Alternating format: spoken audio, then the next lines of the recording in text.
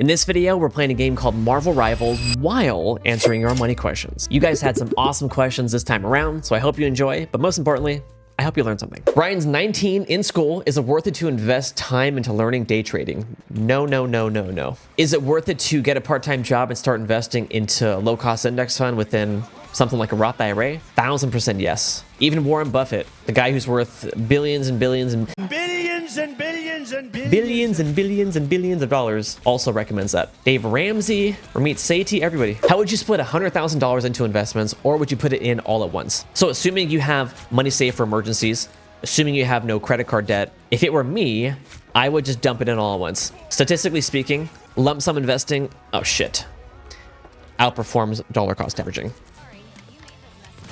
Ooh, headshot. Lucifer makes $80,000 per year and wants to know how much house can he afford as a first-time home buyer.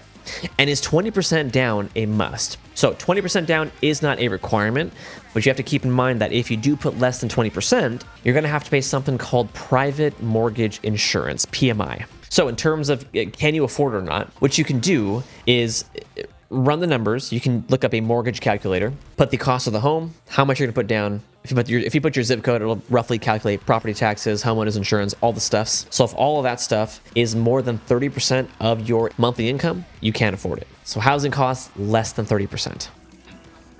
Oh, come on. There we go. Here we go. Here we go. Get over here. Ah. Oh, here we go. Here we go.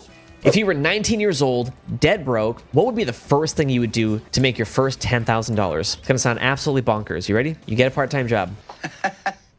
Really? Doing literally whatever. Working at a restaurant as a busboy, working at a warehouse, walking dogs, DoorDash. A lot of people do that full-time, actually. Oh, okay, that's smart to go after me. And then Jans, once you get that job, open up a high-yield savings account, open up a Roth IRA, save some money for emergencies. We gotta get the YouTube horizontal stream set up again. We were having some issues a while back and we never got it set up.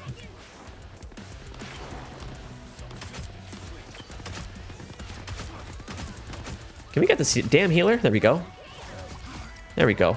Best way to avoid taxes, says Dominic. Contributing to a 401k, HSA, even Roth IRA. You won't get the tax savings now, but you'll get that in the future. Those are the best ways for individuals. If you're a business owner, there are more ways that you can save money on taxes, but for individuals, there isn't a whole lot you can do. If you have a mortgage, you can save some money on taxes. If you have student loans, you can save some money on taxes.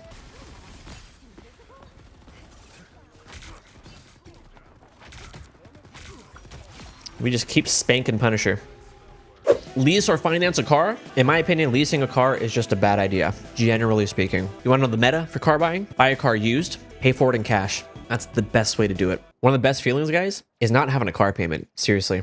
This is us coming from someone who's had a car payment, I think since I was like 18. I'm 35 now. I don't have a car payment. I haven't had it for like at least two or three years, but my gosh, I'll never ever have a car payment ever again. So Ty is asking, what should I get into as an 18-year-old wanting to make money? As an 18-year-old, your main goal in life should be to learn. You got to learn. You're just starting out life, basically, as an adult. Your number one goal, Ty, is to learn some valuable ass skills that are in high demand. The reason why you want high demand skills is because they pay very well. So if you can learn valuable skills, that'll increase your chances of getting a high-paying job. You got a high-paying job, that's more money you can invest, and the faster you can reach financial freedom. That should be everyone's goal, in my opinion. Be able to quit your day job, do something on the side, make content, and just chill. If that means college, Ty, go to college. If you don't know what to major in, go to community college. Take all the general education courses, take some courses that you're curious about, nutrition, programming, chemistry, go the Breaking Bad route.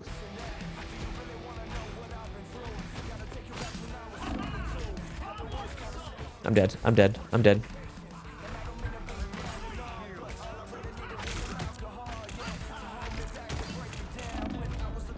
Let me get straight. Let me have him. Yes.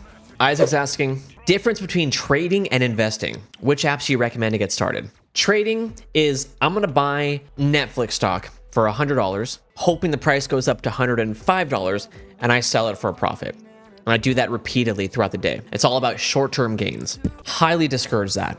Highly discourage that. So that's trading. Investing is, I'm gonna invest in the entire stock market every month, long-term for the next 20, 30, 40 years. It's one of the most reliable ways to build wealth. It's extremely easy. I talk about it in the free guide. I link to step-by-step videos. It's not scary. I'll make it make sense, and you will start your wealth building process.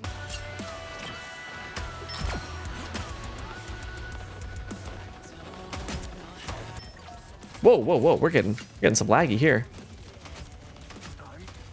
Cozy's asking, both my parents make less than $30,000 a year and have debt. Am I their only hope? Potentially.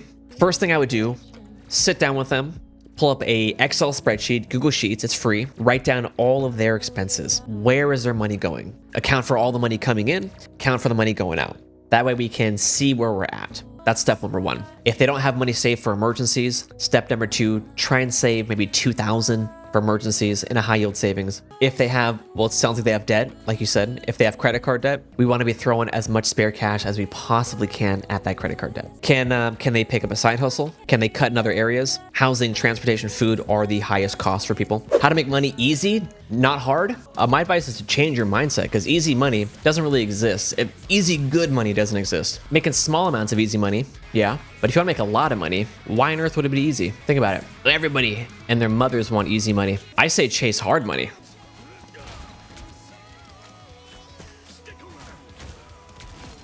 Oh, the combos are so good for Bucky. Get over here, Jeff. Bucky is kind of like a Street Fighter character. He has a Hadouken. Okay, Street Fighter and Mortal Kombat.